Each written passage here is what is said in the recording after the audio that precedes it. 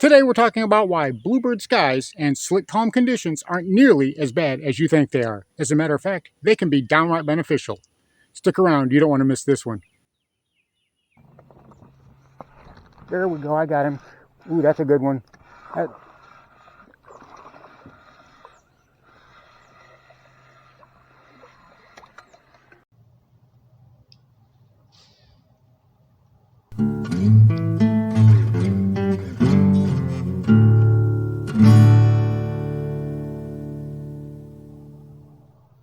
And here is this video's featured comment. Congratulations! If you would like to have a chance to have your comment featured in an upcoming video, all you've got to do is leave a comment. And now, on with the video. Welcome back to Lowbrow Fishing. And as you can see, I'm out here with the sunny skies and the calm waters. And a lot of guys, well, they just don't want to be out here fishing when the conditions are like that. They believe that it's tough, that they just aren't going to get many bites, that everything you're going to have to work for it. It's going to be such a grind. And quite honestly, well, under a lot of conditions, that can actually be true. But a lot of times, having bluebird skies, having sunny days, having slick, calm conditions like we have right here with very minimum wind, very minimum current and air movement, days like that can actually be very beneficial for fishing. And there's one key reason why. And I know you're already in the comment section. You're going crazy telling me, Lowbrow, you don't know what you're talking about. Everybody knows that you've got to have wind. You've got to have cloud cover. That's what those bass prefer. And, well, if you're fishing offshore, that might be true. But if you're fishing up shallow like I do, well, it gives me a great big advantage. See, I know where those bass are setting up because they don't want to be out in that sun any more than we do. They want to find those shady places where they can hide not only from the heat, but also from the sunlight. And especially if there's a lot of fishing pressure, well, they're going to have their backs right up against the bank in inches of water. That's what the bass are looking to do as the summertime rolls around. That is why fishing in the summertime can be so arduous. It can be so difficult because those bass, well, they're hiding up under cover and it's really hard to get them out of there. Now, if you're trying to fish deep and you've got the electronics to fish deep, well, I guess that a bluebird sky is not going to be what you want, especially if you're fishing something like a big swim bait, right? When you're fishing something with like a big swim bait, you really want just some ripple on the top of the water, get that surface to break up a little bit, and those bass will really key on something like, a mag draft or a great big old glide bait. That, okay, I understand that. But that doesn't mean that all fishing is bad whenever it's a cloudless sky.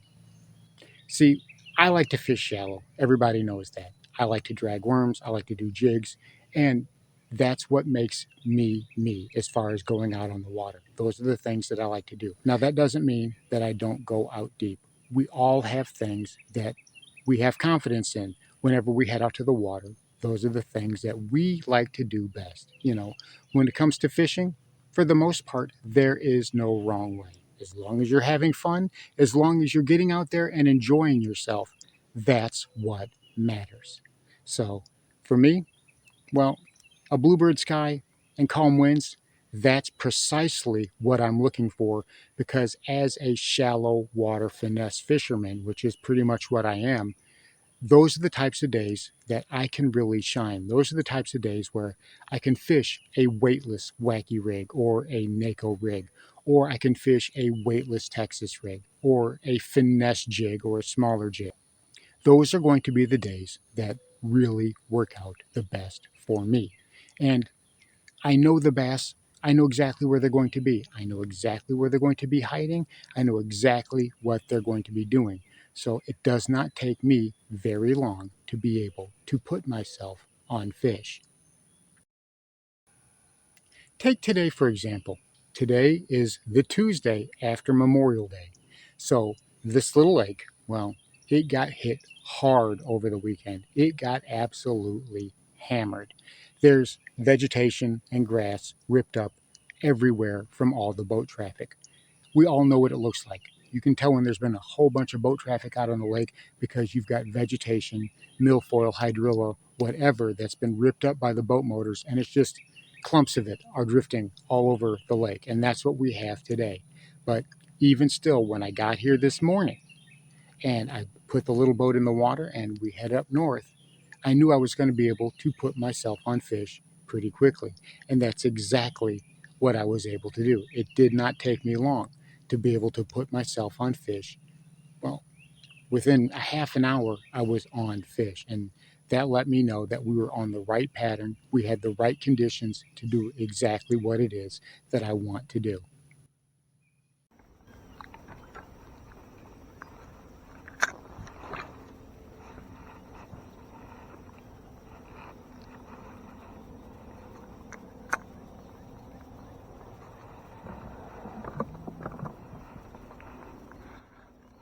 Got him. What is it? It's little. Is that a bluegill? It's a little... Another stinking shellcracker, honey. Look. Cool. That's a big one, though. That's a big shellcracker. Is that a shellcracker? That's what's nibbling. That's a shellcracker. Shellcracker are on bed. That's what that is. I caught another. I mean, it's probably 7 or 8 inches. Well, but that means that bass are in the area. Those shellcracker are on bed. That's what I was thinking last time I was through here. It's always in the wrong direction, too.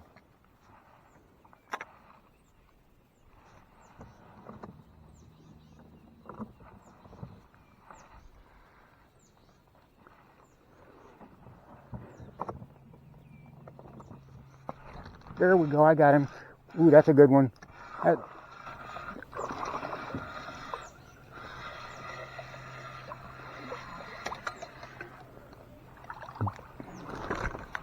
There. It counts. It counts. Now, granted, that first fish, obviously, another shellcracker. I seem to be catching a lot of those lately, and I was thinking that they might be up on bed. I'm not sure if that's the case or not, but it seems to be. It seems like whenever I'm skipping up under a lot of places that I'm pulling a shellcracker out. I've never had that happen before, but that seems to be the case now. But that second fish, well, you saw that it dropped off right as I had it to the boat. It just let go and it fell out.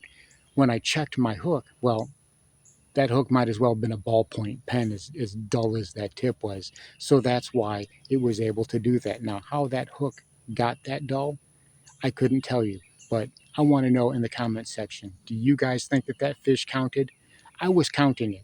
I had it up out of the water, and it just opened its mouth and let go. It wasn't a great fish, but it was probably right at that 2-pound range, which those were a lot of fun to catch. But the point is I was able to put myself on those fish, and there were a few more that we were able to get over the course of the day. Granted, after such a weekend of having this lake just get totally annihilated, it was a slow, rough day to be sure. But that doesn't mean that just because it was bluebird skies and that we had calm wind conditions, that doesn't mean that I was not able to do what I wanted to do when I got out on the water. As a matter of fact, those conditions, well, they play to my strengths. Cloudy days, well, when those clouds move in, well, what happens? Well, a lot of times those bass come out from underneath that cover. And when they come out from underneath that cover, they start roaming. And we have to start looking for them. And on that little boat, I don't have any electronics. So what I'm doing is I'm using what's in here. Almost 5 decades worth of fishing experience that I've got stored in there. That's what I'm using to track down those fish. And well, in the past, it served me well. And as I get older and I get more experience, I'm actually getting better and better at it. But still, it's not sonar, right? It's certainly not forward-facing sonar. So I still have to wait for those fish or do something for those fish to reveal themselves to me. Throw a jig out in the middle of the lane or a topwater popper, which is what we started to do whenever we got a little bit of cloud cover and those fish had moved out from underneath that cover. But, that didn't last very long. After a couple of hours, the clouds broke and the sun came right back out, and it didn't take very long at all for those bass to go right back where they were. And we were able to we got a couple of follows, especially on a little tail spinner. I was able to drag it out from underneath the brush, and he almost hit it. He almost hit it right there at the boat, but that still let me know. That fish revealed itself and let me know it was there. So again, we were on the right area. I just needed to adjust the presentation just a little bit.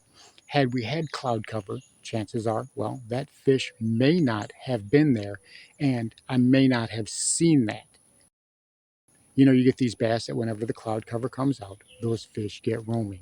Whenever we have windy conditions, well, then something like a weightless Texas rig or a weightless wacky rig, those are not going to be viable options because they don't do well in the wind. And while I could weight them down and throw something like a heavier NACO rig or even the wacky jig or stupid rig, right? While I could do something like that, if that's not what the fish want, if the fish are looking for a specific rate of fall. And if you have not seen Steve Rogers' video on adjusting your rate of fall on the fly and how he was showing how different rates of fall affect how the fish react and why you're getting a bite here but not getting a bite there, I'm going to put a link to that video in the description. It's a really, really good video to watch.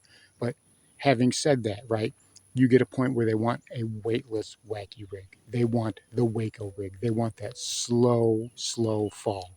If there's wind, that is not going to happen because you are not going to be able to keep your bait in the strike zone.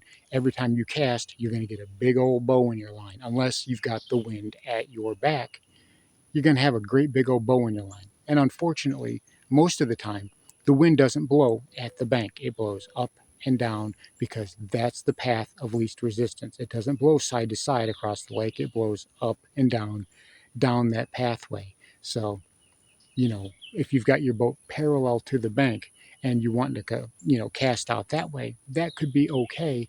You might be doing all right under those circumstances, but what if those bass are up under that brush like they often are here and you got to go in after them? So you're really limiting yourself whenever you've got a lot of wind. Plus, in my case, well, I happen to be fighting the boat quite a lot. But those are the things that I'm talking about. Those are the things that whenever I'm checking the weather report, I'm looking to see how cloudy is it going to be? How windy is it going to be? But not for the same reasons as someone who's an offshore power fisherman, not for the same reasons that they're doing it. They're going to be throwing a mag draft, right? Or ripping a deep diving crankbait. And while I do like to do those, my bread and butter is, dragging a jig, dragging a worm, flipping and pitching, and skipping up underbrush. Those are the things that I like to do best, and that's my comfort zone. So on a cloudier day, I feel like I'm actually have my hands tied just a little bit. But on a sunnier day, well, that's when the fishing is really good. So there you have it. Just because the bluebird skies outside and slick calm conditions on the water, that doesn't mean that the fishing is going to be terrible, especially if you're a shallow water fisherman like I am. Those can be some of the best days that you can have because you know exactly where those fish are going to be setting up and exactly what they're doing. It's only up to us to be able to figure out what it is they want to take advantage of it. And once we do that, well, then you can have some really epic days on the water. Thanks for watching Lowbrow Fishing. We'll catch you in the next one.